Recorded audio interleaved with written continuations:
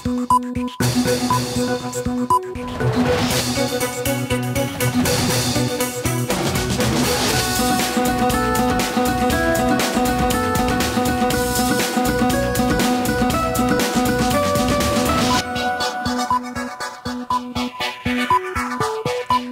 স্বাগত দুপুরের মাছরাঙ্গা সংবাদে। আপনাদের সঙ্গে আছি নাবিলা ফেরদৌস। শুরুতে গার্ডিয়ান লাইফ ইন্স্যুরেন্স সংবাদ শিরোনাম।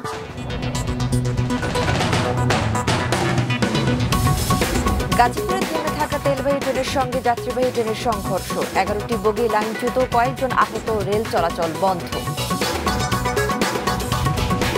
বৃষ্টির পরও খুব একটা কমে তাপপ্রবাহ অব্যাহত থাকবে আরও 2 দিন বলছে আবহাওয়া অধিদপ্তর। মোংলায় চিংড়ি চাষে বিপর্যয়। সিলেট ও সুনামগঞ্জে নদ নদীর পানি বৃদ্ধি অব্যাহত, হাওরে ধান কাটা প্রায় শেষ, বৃষ্টি থাকলে হতে পারে আগাম বন্যা। এবার বিস্তারিত সংবাদ। গাজীপুরে জয়দেবপুরে দাঁড়িয়ে থাকা তেলবাহী ট্রেনে যাত্রীবাহী আরেকটি ট্রেনের ধাক্কায় চালক সহ 4 জন আহত হয়েছে। সংঘর্ষে 2 ট্রেনের ইঞ্জিন সহ 11টি বগি ক্ষতিগ্রস্ত ও লাইনচ্যুত হয়েছে। উত্তরবঙ্গের সঙ্গে সারা দেশে ট্রেন চলাচল বন্ধ রয়েছে। উদ্ধার কাজ শুরু হয়েছে। গাজীপুর প্রতিনিধি ফারদিন ফেরদৌসের তথ্যচিত্রে ডেস্ক রিপোর্ট। গাজীপুরের জয়দেবপুর স্টেশনের আউটার সিগন্যালে দাঁড়িয়ে থাকা তেলবাহী ট্রেনকে যাত্রীবাহী আরেকটি ট্রেন ধাক্কা দেয়। এতে দুমড়ে মুচড়ে যায় তেলবাহী ট্রেনের 5টি ও যাত্রীবাহী ট্রেনের 6টি বগি। বগিগুলো লাইনচ্যুত হয়েছে। আহত হয়েছেন চালক সহ 4 জন। 4 জন লোক আহত, 2 জন সম্ভবত ড্রাইভার আর 2 জন হেলপার হবে এই ট্রেনের। ওনাদেরকে জনগণের সহায়তায় আমরা উদ্ধার করে মেডিকেল কলেজ হাসপাতালে পৌঁছে দিই। আপনারা জানেন যে আমাদের যে 3টি ইউনিট এখনো কাজ করতেছে, আমাদের লোকজন এখনো বিভিন্ন বগিতে অনুসন্ধান তৎপরতা এখনো অব্যাহত আছে। তেলবাহী ট্রেনের ক্ষতিগ্রস্ত একটি বগি থেকে তেল পড়ছে। শুক্রবার বন্ধের দিন থাকায় কমিউটার ট্রেনটি বলতে গেলে ফাঁকাই ছিল। এই জায়গায় 24 ঘন্টা নিয়োজিত থাকে লাইনম্যানেরা। তাদের কাম হইছে এই পয়েন্ট প্লাস হইছে ওই জায়গায় কিছু পয়েন্ট আছে, সামনে কিছু পয়েন্ট আছে। তারা এটা মানে ঠিক করে দিব কোন সাইডে গাড়ি যাইবো আর আইবো। পয়েন্ট এক লাইন দিয়ে রাখছে 2টা স্যার, দেওয়ার পর এই দুর্ঘটনা করছে। 2টা এক লাইন উঠে গেছে গাড়ি একবারে। এটা খুব খারাপ অবস্থা। ভাগ্য ভালো যাত্রী আসছিল না। আর লাইনম্যানেরা মানে এটার ভিতরে আসিল, মানে ঘরের ভিতরে, আর এদিকে ডাইরেক্ট ট্রেন আইছে। ডাইরেক্ট আইয়া যে সময় ড্রাইভারে দেখছে মানে মালগাড়ি খাড়ায় রইছে, মানে লাইনের ভিতরে মানে মালগাড়ি লাইনে 2 নম্বর লাইনে ঢুকে গেছে, পরে ড্রাইভারে খাড়াইয়া গেছে। প্রত্যক্ষদর্শীরা জানায় টাঙ্গাইল কমিউটার ট্রেনটি উত্তরবঙ্গ থেকে ছেড়ে ঢাকার দিকে আসছিল। স্থানীয়দের দাবি ভুল সিগন্যালের কারণে ঘটেছে দুর্ঘটনা। রেল লাইনটাকে সচল করি, তারপর আমরা তদন্ত কমিটি গঠন করেছি। অতিরিক্ত জেলা ম্যাজিস্ট্রেট গাজীপুরকে প্রধান করে দেখবে যে আসলে কি কারণে এই দুর্ঘটনাটি ঘটলো, যাতে ভবিষ্যতে এটি না ঘটে। এতে যদি কারো গাফিলতি থাকে অথবা কোনো টেকনিক্যাল ফল্ট থাকে, সব বিষয়ে আসলে ব্যবস্থা গ্রহণ করা হবে। দুর্ঘটনার কারণে উত্তরবঙ্গের সঙ্গে সারা দেশে ট্রেন চলাচল বন্ধ রয়েছে। লাইন সচল করতে উদ্ধারকারী ট্রেন কাজ শুরু করেছে। দুর্ঘটনার কারণ অনুসন্ধানে রেলের পক্ষ থেকে 5 সদস্যের তদন্ত কমিটি ও জেলা প্রশাসনের পক্ষ থেকে 3 সদস্যের তদন্ত কমিটি গঠন করা হয়েছে। মাছরাঙ্গা নিউজ ডেস্ক। দর্শক, ট্রেন দুর্ঘটনার সবশেষ খবর জানাতে গাজীপুরের জয়দেবপুর থেকে সরাসরি যোগ দিচ্ছেন আমাদের সিনিয়র রিপোর্টার মাহমুদ কমল। কমল, উদ্ধার কাজ কোন পর্যায়ে আছে? কত সময় লাগতে পারে? নাবিলা, এখনো মূল উদ্ধার কাজ শুরু হয়নি। কারণ হচ্ছে যে এই ঘটনাটি ঘটেছে 11টা ঠিক আগে, কিন্তু 3 ঘন্টা পার হয়ে যাওয়ার পরও আপনি দেখতে পাচ্ছেন যে এই ট্রেন যেটি আছে, যে মুখোমুখি সংঘর্ষ হয়েছিল, একই অবস্থায় পড়ে আছে। এবং একই সাথে হচ্ছে যে এই যে তেলবাহী ট্রেন, এই তেলবাহী ট্রেনে কিন্তু একটি বগি সবচেয়ে বেশি ক্ষতিগ্রস্ত হয়েছে এবং সেখান থেকে প্রচুর তেল এখানে পড়ছে এবং এটি একটু ঝুঁকিপূর্ণ অবস্থায় আছে, যার কারণে আশেপাশে যেই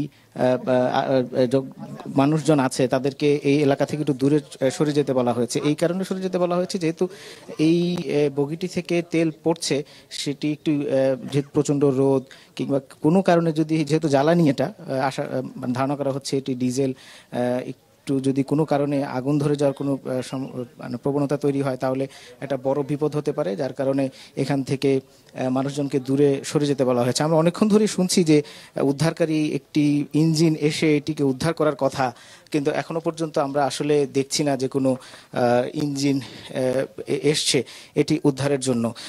3 ঘন্টা পরও আসলে একই অবস্থায় আছে।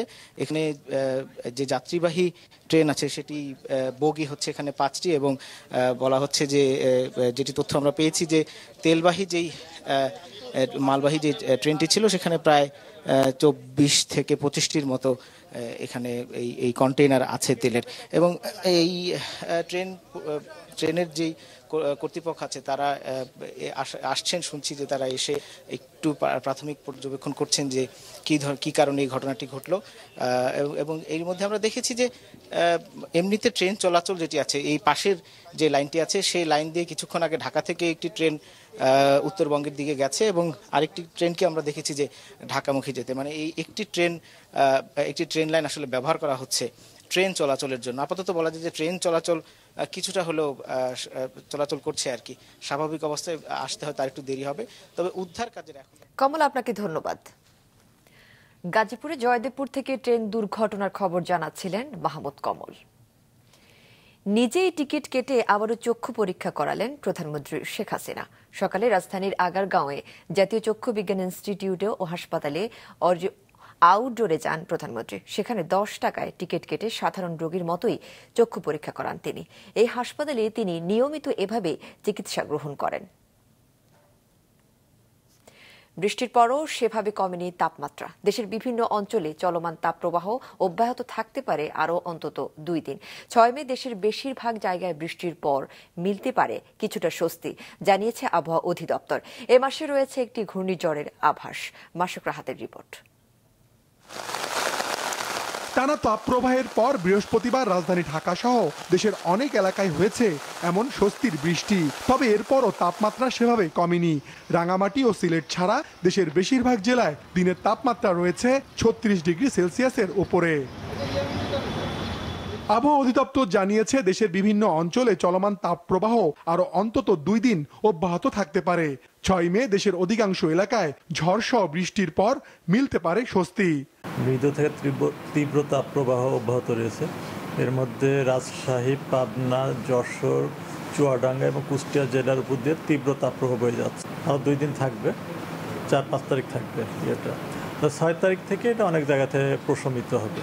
এপ্রিলের মতো তাপপ্রবাহের সম্ভাবনা কম। চলতি মাসে হতে পারে 3 থেকে 4টি ঝড়সহ বৃষ্টি। সাগরে তৈরি হতে পারে লঘুচাপ, যা রূপ নিতে পারে ঘূর্ণিঝড়ে। মে মাসে স্বাভাবিক বৃষ্টিপাতের সম্ভাবনা রয়েছে এবং এই মাসে 3 থেকে 5 দিন বজ্র শিলাবৃষ্টি সহ হালকা ধরনের কালবৈশাখী ঝড় এবং 1 থেকে 2টি মাঝারি থেকে তীব্র কালবৈশাখী ঝড়ের সম্ভাবনা রয়েছে। বঙ্গোপসাগরে 1 থেকে 2টি লঘুচাপ তৈরি হতে পারে, তার মধ্যে একটি নিম্নচাপ বা ঘূর্ণিঝড়ের রূপ নিতে পারে। এটা এই মাসের দ্বিতীয়ার্ধে। মে মাসে বৃষ্টির সাথে একাধিক বজ্রপাতেরও সম্ভাবনা রয়েছে। গেল 24 ঘন্টায় দেশের সর্বোচ্চ তাপমাত্রা রেকর্ড করা হয়েছে চুয়াডাঙ্গায় 41.8 ডিগ্রি সেলসিয়াস। ঢাকায় তাপমাত্রা উঠেছে 38.3 ডিগ্রিতে। মাসুক রাহাত, মাছরাঙা সংবাদ, ঢাকা। চলমান তাপপ্রবাহে মোংলায় চিংড়ি চাষে বিপর্যয় দেখা দিয়েছে। কমে গেছে অধিকাংশ ঘেরের পানি, মারা পড়েছে অনেক পোনা। এতে রপ্তানি কমে যাওয়ার আশঙ্কা করছেন চিংড়ি চাষি ও ব্যবসায়ীরা। মোংলা প্রতিনিধি আমির হোসেন আমর পাঠানো তথ্য, ছবিতে ডেস্ক রিপোর্ট। সুন্দরবন উপকূলীয় উপজেলা মোংলা, সেখানকার জনগোষ্ঠীর জীবিকার অন্যতম প্রধান উৎস চিংড়ি ঘের ও মৎস্য চাষ। প্রতি বছর ডিসেম্বর থেকে জুলাই পর্যন্ত বাগদা এবং অক্টোবর পর্যন্ত গলদা চাষের মৌসুম। প্রথম দফায় আহরণ করা হয় মার্চ এপ্রিলে। এবার অনাবৃষ্টি, খরা ও তাপদাহে শুকিয়ে যায় বেশিরভাগ ঘের। পানি ও মাটিতে বাড়তে শুরু করে লবণাক্ততা। এতে ব্যাহত হয় চিংড়ির উৎপাদন। এক এক ঘেরে এক এক ধরনের সমস্যা। যে ঘেরে পানি কম, সে ঘেরে সারাদিন যদি চারো পেতে রাখে তাহলে তো অবশ্যই গরমের কারণে মাছ বাঁচার চেষ্টা করলে উপরে লাভ দিয়ে দিয়ে যেগুলো আসবে আদা মরা ওইখান থেকে। প্রচন্ড তাপদাহে একদম অবস্থা ভালো না। পানিতে পিএইচ এর পরিমাণ বেড়ে গেছে, তারপর পানিতে প্রচুর পরিমাণে হিট হয়ে যাচ্ছে, বাগদা চিংড়িগুলো থাকতে পারতেছে না। অতিরিক্ত যখন পানিটা গরম হয়ে যায় অক্সিজেনের লেভেল অনেক কমে যায়, কমে যাওয়ার কারণে অনেক ক্ষেত্রে অনেক ঘিরে দেখা যায় যে মাছটা ভাসে যাচ্ছে। অনেক সময় মাছ সুস্থ আছে, মাছে ভাইরাস না, কিন্তু অক্সিজেন ফিল করে মাছটা মারা যাচ্ছে। প্রচণ্ড গরম, এই গরমে পানিটা গরম হয়ে এই মাছটা মারা যাচ্ছে। চলতি মৌসুমে ৬,০০০ টন চিংড়ি উৎপাদনের লক্ষ্য নির্ধারণ করেছে মৎস্য অধিদপ্তর। ঘেরগুলোতে পানি বৃদ্ধি ও দ্রুত মাছ আহরণে চাষিদের পরামর্শ দিয়েছে মৎস্য অধিদপ্তর। যে সমস্ত ঘেরগুলোতে পানি কম, 1 ফিট 1.5 ফিট বা 2 ফিট আছে, এই ঘেরগুলোতে বেশি ইফেক্ট করবে। এবং এই ক্ষেত্রে আমরা যেটা চাষিদের পরামর্শ দিচ্ছি সেটা হচ্ছে যে কোনোভাবে পানিটা বৃদ্ধি করা, এবং যে সমস্ত ঘেরে পানি বৃদ্ধি করা সম্ভব নয় সে সমস্ত ঘেরে মাছগুলো আহরণ শুরু করে দেওয়া। তা না হলে এই যে তাপদাহের যে প্রভাবটা পড়তেছে এটা ব্যাপক মহামারী আকারে ধারণ করতে পারে। উপজেলা মৎস্য অধিদপ্তরের হিসাবে মোংলায় 10,000 হেক্টর জমিতে চিংড়ি চাষ হয়ে থাকে। বর্তমানে ছোট বড় মিলিয়ে ঘের রয়েছে 5,561টি। উৎপাদিত চিংড়ির 70% বিদেশে রপ্তানি হয় মোংলা থেকে। মাছরাঙা নিউজ ডেস্ক। কয়েকদিনের বৃষ্টি ও উজান থেকে নেমে আসা পাহাড়ি ঢলে সিলেট ও সুনামগঞ্জের বিভিন্ন নদ নদীর পানি বাড়ছে। তবে সেখানকার হাওর অঞ্চলের ধান কাটা প্রায় শেষ। বৃষ্টি অব্যাহত থাকলে আগাম বন্যা পরিস্থিতি সৃষ্টি হতে পারে বলে জানিয়েছে পানি উন্নয়ন বোর্ড। সুনামগঞ্জ প্রতিনিধির পাঠানো তথ্য ও ছবিতে ডেস্ক রিপোর্ট। বৃষ্টি ও পাহাড়ি ঢলে পানি বেড়েছে সুনামগঞ্জের সুরমার 16 ঘর ও ছাতক পয়েন্টে, তবে বিপদসীমা অতিক্রম করেনি। সিলেটের সুরমা ও কুশিয়ারার শ্যাওলা পয়েন্টেও পানি বিপদসীমার নিচে। তবে পানি উন্নয়ন বোর্ডের তথ্য মতে ভারতে কয়েকদিন ধরে বৃষ্টির ফলে সিলেটের নদ নদীগুলোয় পানি বেড়েছে।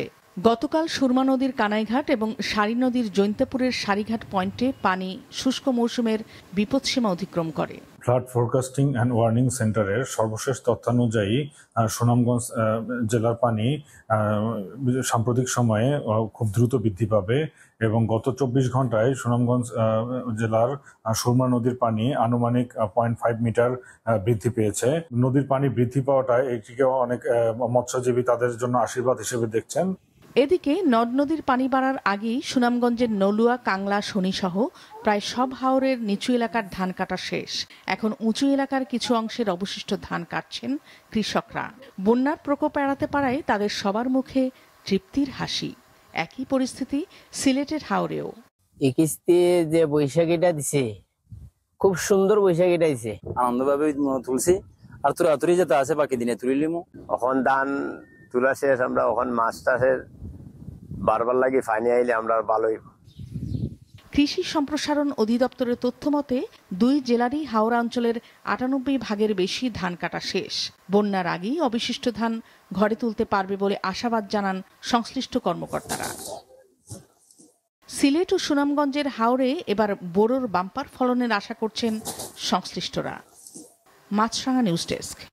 কোরবানি ঈদের 1.5 মাস আগে অস্থির মশলার বাজার। বেড়েছে অধিকাংশ মশলার দাম, নতুন করে বেড়েছে মুরগি ও সবজির দামও। এমন অবস্থায় তদারকি সংস্থা নজরদারি বাড়ানোর তাগিদ দিয়েছেন ক্রেতারা। রঞ্জিবুল মিজারুর রিপোর্ট। এখনো কোরবানির ঈদের বাকি প্রায় মাস দেড়েক, অথচ রাজধানীর খুচরা বাজারে বাড়তে শুরু করেছে মশলা জাতীয় পণ্যের দাম। সপ্তাহের ব্যবধানে কেজিতে এলাচের দাম বেড়েছে 5 থেকে 600 টাকা, জিরায় বেড়েছে 30 টাকা, 100 টাকা বেড়ে দারুচিনি উঠেছে 600 টাকায়। তবে মাসখানেক আগের চড়া দামে বিক্রি হচ্ছে লবঙ্গ ও গোলমরিচ। কেজিতে প্রায় 500 টাকা বেড়ে গেছে। আগে এলাচ ছিল ছোট যেটা, ওটা ছিল মনে করেন 2600 টাকা, এখন ওইটা আমাদের পাইকারি হয়ে গেছে 3100 টাকা। দাম বাড়ছে, আমরা নিচ্ছি, কিন্তু আমাদের করণীয় কিছু নাই। এত গেল আমদানি করা মশলার দাম। এর বাইরে দেশেই উৎপাদিত হয় এমন মশলা যেমন আদা, রসুন, পেঁয়াজ এসব পণ্যেও দর বেড়েছে সপ্তাহের ব্যবধানে। পেঁয়াজ কেজিতে 10 টাকা, রসুন 20 থেকে 30 টাকা, আদা 40 থেকে 50 টাকা বেড়েছে। সামনে কোরবানি আসতেছে, বড় বড় ব্যবসায়ীরা এই করে আটকাই রেখে আস্তে আস্তে বাড়াই দিবে। এটা আজকে এটা 70 টাকা, এটা উইদিন 1 ডে অর 2 ডেজ এটা 80 টাকা হয়ে যাবে। কেন 80 টাকা হবে? No one knows. আজকে নেই 200 টাকা, কালকে হলো 190 টাকা, আবার এর পর দিন 210 টাকা। মানে বাজারটা কোনো কন্ট্রোলের ভিতরে। শুধু মশলায় নয়, বেড়েছে মুরগির দামও। কেজি প্রতি সোনালী মুরগির দাম বেড়েছে 40 থেকে 50 টাকা। 680 থেকে 700 টাকার নিচে মিলছে না দেশি মুরগি। বাড়ছে, ফার্মে মুরগি নাই, এই গরমে মনে মরে আছে। গ্রাম থেকে মুরগি যারা নিয়ে আসে ওরা তো বলতেছে যে গ্রামের দাম বেশি, ওদের কাছ থেকে তো আমরা কিনি। তবে যে কারণে বাড়ুক, সাধারণ মানুষের পক্ষে তো এই মুরগি কিনে খাওয়ার সম্ভব না, মানে এত বেশি দাম বেড়ে যাচ্ছে। এমন অবস্থায় যারা সস্তায় পণ্য কিনতে সবজির বাজারে গিয়েছেন সেখানেও স্বস্তি নেই, কেননা গড়ে সব ধরনের সবজির দাম বেড়েছে অন্তত 10 টাকা। সবচেয়ে বেশি বেড়েছে লাউ, কাঁচামরিচ, বেগুন আর পেঁপের দাম। রঞ্জিবুল মিজান, মাছরাঙ্গা সংবাদ, ঢাকা। দলের কেউ যেন উপজেলা নির্বাচনে কোনো প্রকার প্রভাব বিস্তার না করে সেই নির্দেশনা আবারও দিয়েছেন প্রধানমন্ত্রী শেখ হাসিনা, জানিয়েছেন আওয়ামী লীগের সাধারণ সম্পাদক ওবায়দুল কাদের। সকালে ধানমন্ডিতে দলের সভাপতির রাজনৈতিক কার্যালয়ে এক সংবাদ সম্মেলনে তিনি একথা জানান। ওবায়দুল কাদের বলেন, স্বজন বলতে শুধুমাত্র স্বামী, স্ত্রী ও সন্তানের বোঝানো হয়েছে, যা স্পষ্ট করেছেন প্রধানমন্ত্রী। নোয়াখালীর কোম্পানীগঞ্জ উপজেলা পরিষদ নির্বাচনে চেয়ারম্যান পদে প্রার্থী হয়েছেন ওবায়দুল কাদেরের ছোট ভাই শাহাদাত হোসেন ও ভাইস চেয়ারম্যান পদে প্রার্থী হয়েছেন ভাগ্নে মাহবুবুর রশিদ মঞ্জু। এ প্রসঙ্গে আওয়ামী লীগের সাধারণ সম্পাদক বলেন, তাদের পক্ষে কোনো প্রকার সমর্থন বা প্রভাব বিস্তার করছেন না তিনি।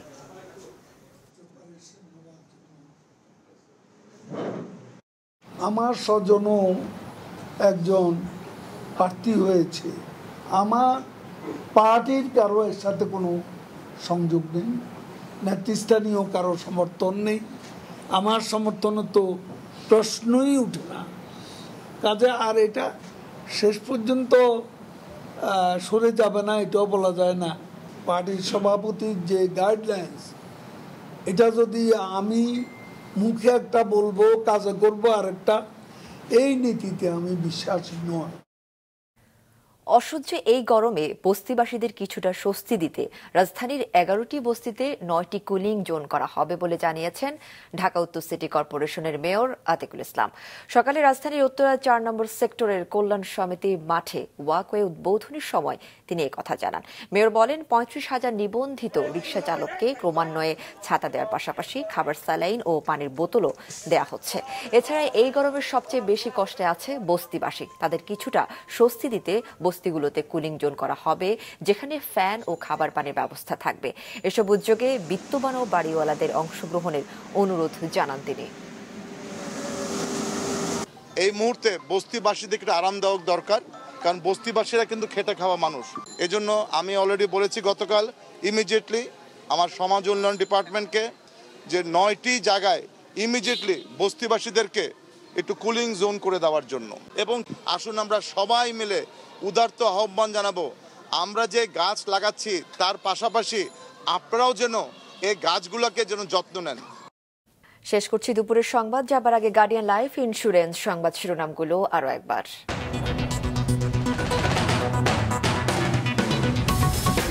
গাজীপুরে থেমে থাকা তেলবাহী ট্রেনের সঙ্গে যাত্রীবাহী ট্রেনের সংঘর্ষ, 11টি বগি লাইনচ্যুত, কয়েকজন আহত, 3 ঘন্টা পর চলছে ট্রেন। বৃষ্টির পরও খুব একটা কমেনি, তাপপ্রবাহ অব্যাহত থাকবে আরও 2 দিন, বলছে আবহাওয়া অধিদপ্তর। মোংলায় চিংড়ি চাষের বিপর্যয়। সিলেট ও সুনামগঞ্জের নদ নদীর পানি বৃদ্ধি অব্যাহত, হাওরে ধান কাটা প্রায় শেষ, বৃষ্টি থাকলে হতে পারে আগাম বন্যা। এ ছিল এখনকার মতো। ফেসবুকে আপডেট পেতে ভিজিট করুন মাছরাঙা টেলিভিশনের পেজে। ইউটিউব চ্যানেলেও দেখতে পারেন আমাদের সংবাদ, প্রতিবেদন ও অনুষ্ঠান। আমাদের পরবর্তী সংবাদ বিকেল 5টায় দেখার আমন্ত্রণ রইল।